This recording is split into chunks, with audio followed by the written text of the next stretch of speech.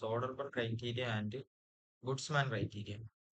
The another name for Soderberg criteria is yield criteria because the design is mainly based on the yield strength of the material. And Soderberg criteria is used mainly for ductile material. And the equation for Soderberg equation is 1 by n is equal to sigma a divided by sigma n plus sigma m by sigma yp. Here 1 by n is the factor of safety, sigma n is the endurance stress, and sigma m is the mean stress, sigma n is the endurance stress, and sigma yp is the yield stress. And this equation you don't need to by heart, this is available in the data book. We can explain this Soderberg criteria with the help of a graph. This Soderberg criteria and Goodman criteria are used to explain the failure under cyclic loading. Cyclic loading means continuously varying loading. For example, if you are cycling if you are riding a bicycle, we apply variable stress on variable load on the pedal. That is one example of cyclic loading.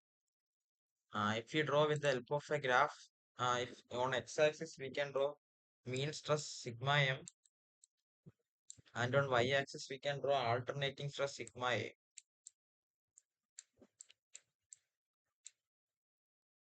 And the maximum point on the y-axis is the endurance stress. The maximum point on the x-axis is the yield stress sigma yp. This line is the Soderberg failure stress line. Mm, And if endurance stress divided by factor of safety, we get this point. This point we can mark it as point D. And this yield stress divided by factor of safety, we get this point. This point we can mark it as point C. This point is yield stress divided by factor of safety N. This will be parallel to this line, Soderberg failure line.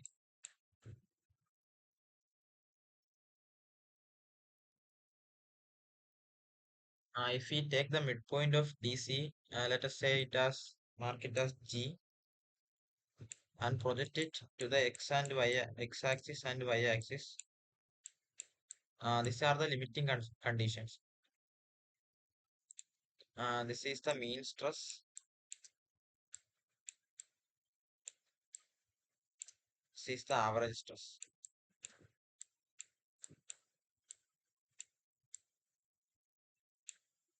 This is the if you design something within this region, it will be safe. It's the safe design region. Goodsman criteria is also just similar to Soderberg criteria. The only difference is that in case of Goodsman criteria, here ultimate stress will come. So the other name for Goodsman criteria is fracture criteria.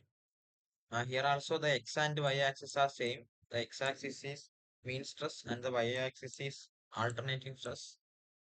Here the maximum point on x axis is the ultimate stress. On the y axis it is endurance stress. Uh, if we divide endurance stress by factor of safety, we get this point. If we divide ultimate stress divided by factor of safety, we get this point, which will be parallel to this failure line. Let us mark this line as D and C. And let us consider the midpoint of this line as G,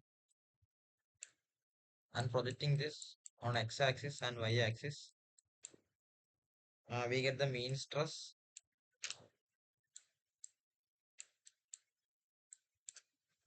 and on y-axis we get the alternating stress.